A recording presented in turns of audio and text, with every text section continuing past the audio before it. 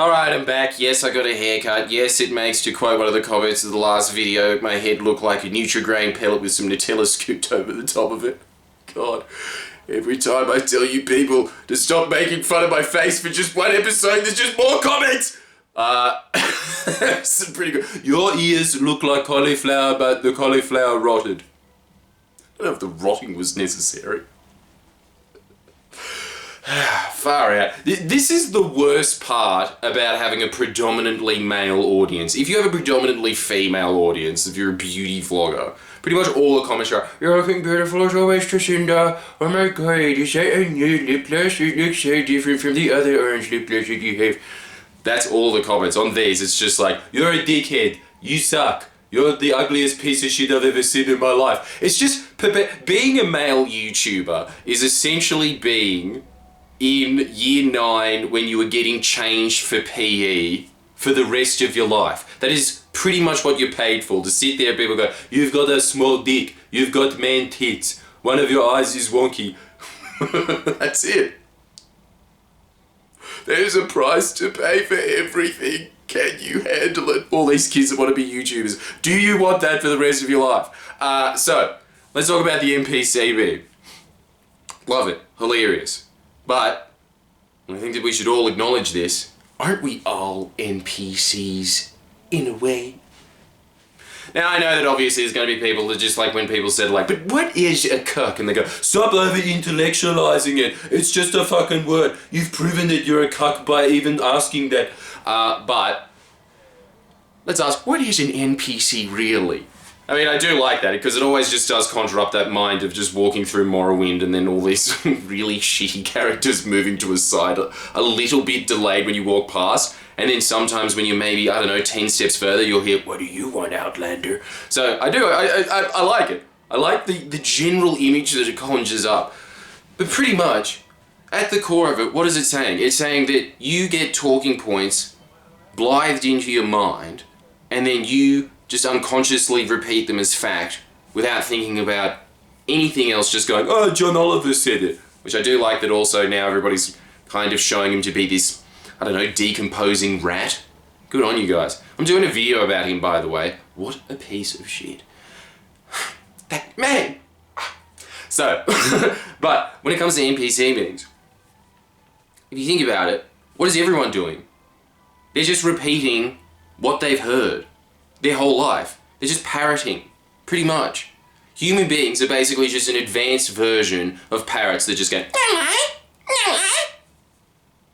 That's all we are, really. So the only thing that makes somebody smarter than anyone else, and when anybody looks up to someone and goes, "Oh my god, how are you such a genius?" It's because, unlike you, when you read Toad Rage in year 7, they kept reading books that weren't Toad Rage. Maybe they even just read the sequel of Toad Rage and go, "You know what happened to the cane toad afterwards? You're a genius." But the thing is that anybody who appears smarter than someone else, pretty much it's just because they read. Sometimes it's because they're naturally just able to recognize patterns quicker than you, and there are people like that you do meet just along the street that are like, "Yeah, 3-card Monty, she," and then clearly they're a genius, but they've spent their entire life figuring out how to make an ace disappear up their sleeve.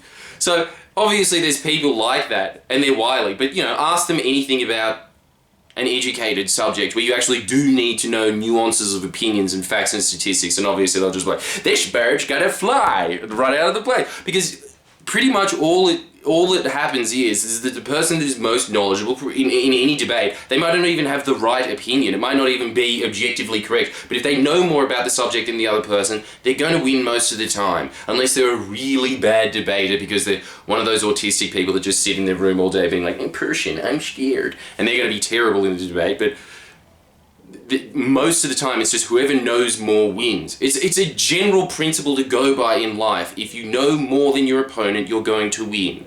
It actually reminds me of this quote. I think it was, and it's so simple. I really like these 20s quotes. It seems like it was from there anyway. You know those ones that it's just like, "You can only know what you know." Don't you reckon that has a nice ring to it? And it's true, isn't it? Think about it. You can only know what you know. And so when you see people disseminating the NPC meme, and then you see them just go, "Because I think when it comes down to it, the left wings, they they like collectivism because they're like communists, and the right ones because they're like into individualism and shit. They're naturally gonna be smarter because they just like, you know, believe in personal responsibilities, and You know, it's just these general mishmash of ideas that they've heard from other people that sit there owning SJWs all day, which is like, yeah, mad. You own somebody who's got green hair that sits there going, that's more than 2 seconds. Man, that's cool. That's like owning someone that says that fairies don't exist. Do exist. Imagine if I was playing. It's true, man. They do. I saw one. well, why was there $2 under my pillow when I lost my teeth? You know, like, it's really easy to own someone like that, but then they put all of this insidious ideology that comes with it. And again, it goes back to the Koch brothers. It is just funded Koch brother propaganda, and they've noticed that just going, how annoying are fat kids in your uni lecture that think they know a lot but don't? Also vote Republican. That is what they're doing with, you know, the culture war that's happening at the moment. It's ingenious, but at the same time, it's stealing some dangerous principles that you can see all these people that, you know, they get that people that watch MSNBC are pretty not woke, wow. But at the same time, they think they're woke because they watch someone like Steven Crowder who disseminates talking points on MSNBC, which is essentially just a Democrat Party platform. So, yeah, obviously you're able to pick holes in that. But then they don't question that guy's intentions and what he's trying to do with his channel, which is essentially get people to vote for Ted Cruz, which is terrifying. But in general, the idea of that, I think, should be expanded to everybody else, which is that, yeah, okay, I understand that those people that are just going, this is the genius of the NPC, it really highlights what the left and the right is, which again, as I've said in previous other videos, I don't even think there's such a thing as left or right. I think it's just a pure invention of the media to make everybody not realize that about 80% of the population pretty much lockstep and key agrees on everything where you should be moving the country in a general direction, and they just hyper-focus on things like, does life start in the womb or not? It's just those things that they focus on to try and separate people so it's easier to move forward an agenda politically. But look, in the core of it, we're getting too deep here, aren't we, about a meme that just has this face. But what I do like about it, and I think that that's just a good thing to remember for you and for everybody that you interact with, is that they're just parroting what they've read. And the only reason that you feel you can have that such a child face is because you know just a little bit more than that person. But you should always keep in mind that there are other people, and the thing is that they're not on the net because they're smart and they're actually in think tanks and they're thinking about how to move the country in a way, or they're figuring out cures to flesh-eating viruses. They're not sitting there just going, this guy's slightly stupider than me, yes! That everybody's kind of acting on that. Everybody's kind of just acting on what they know. So what is the remediable answer to that? No more shit, bruz. Imagine if that kid from my high school, Yilmaz, he's like the Gandhi of our generation. There's posters in people's colleges. There probably is posters of Yilmaz in colleges, and it just says at the bottom stuff like sex, money, power, with his face floating into space. You should know that pretty much, and this is it, and this is why, as I've said on this channel a million times before, and I'll say it a million times again, read for an hour a day. If you can't read for an hour a day, read for half an hour a day. But get the ball in motion, because what you should be aiming for is to read a book a week. Because, as I've said before, if you're reading 50 books in your field every year, you're going to be woke AF in comparison to somebody who doesn't. And if you're, say, a salesperson and you read 50 books in sales, don't you think that you'll be making more sales than someone who reads no books in sales? Well, the data's in. The people that read, which is about 5% of the American population, are also in the top 5% of earners in America. Now, I understand that there's a bunch of wealth inequality, and I agree with all of those arguments, but at the general...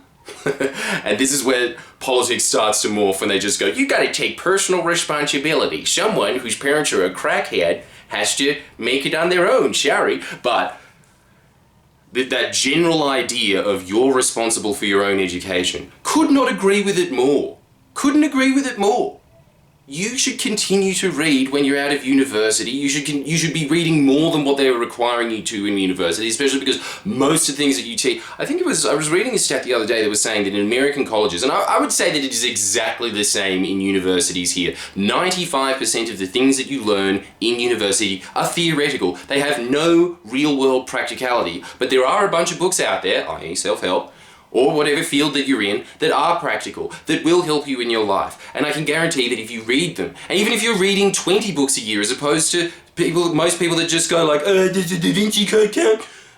You will be earning more than your other contemporaries because you know more. You can outmaneuver them. You know different ways to work around a problem. You can see that there's like recipes that other people have written down, because essentially a lot of how-to books, they're pretty much just recipe books. It's just like lifestyle food, except for instead of just going, I'm going to show you how to make noodles. Instead of that, they're sitting there going, this is how applied mechanical engineering works. I figured out that you can make a turbo engine this way. That's pretty much what a lot of these non-fiction books are. They're just recipe books. And if you read them, you're going to be at a much... it's an unfair advantage. You will be at an unfair advantage over your opponents. That's why it's critical for you to get into that habit. And if you said, yeah, I've been reading more books. I read one this year on my subject. This is a check-in point. This is a check-in point that if you've been watching this channel from the beginning, have you actually been sticking to it? Have you been trying, at the very least, to read it for an hour a day? Have you been doing it? Just write that down if you haven't. That you got to start, because as soon as you start writing something down, it becomes more likely that you will do it the next day. Write it down now. Read for an hour tomorrow, and then something will click off in your brain and you go, oh, that's bad. And then you'll pick up the book, and you will feel better as a result. Again, your mind feels worked out. Just like when you pump iron, you're pumping grey. So, when it comes to this NPC idea, yeah, it's a funny idea and I like it a lot, but aren't we all? So, and I think this was a good suggestion from the last comment box, and I think it was that. It's hard to remember after all the abuse. Why do people have to be so cruel? Says a guy that has made a living off of being extremely cruel. Look, I think that we should start a book club. And it was my idea. That person in the comments box, fuck you. Stop watching! Stop watching then if you're offended!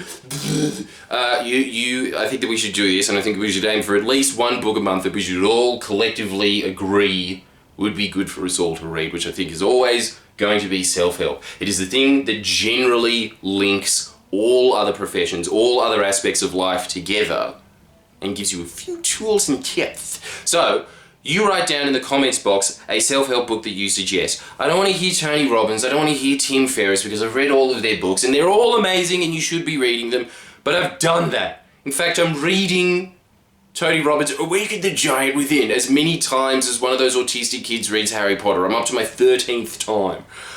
Can we think, is there anything else that people would suggest? And I'll read the book, and then I'll do a review of it. We can all sit there like this millennial, neat version of Oprah Winfrey. God, how sad is that the 2018 version of Housewives sitting around going, I've got no time and I'm getting neurotic about it. Our version of that is just a bunch of 30-year-olds sitting at home going, I would get a house, but John Howard made it hard for me. Oh, you got me pizza shapes. I asked for barbecue, Mum, you stupid bitch. But let's all just come together and get a little bit better by reading be better. We'll read one of those books at least once a month. So write down in the suggestions what it is, the one that is most upvoted that I haven't read. I'll read that. We'll do a review on it. And we'll go from there. Good chat. See, I don't know. I don't know anymore. It's all pedantic. There's a bunch of really OCD kids in the back there going, you gotta put it up on a schedule. I don't know when to check in on this video. Well, it's just more views from me, kid. Sorry.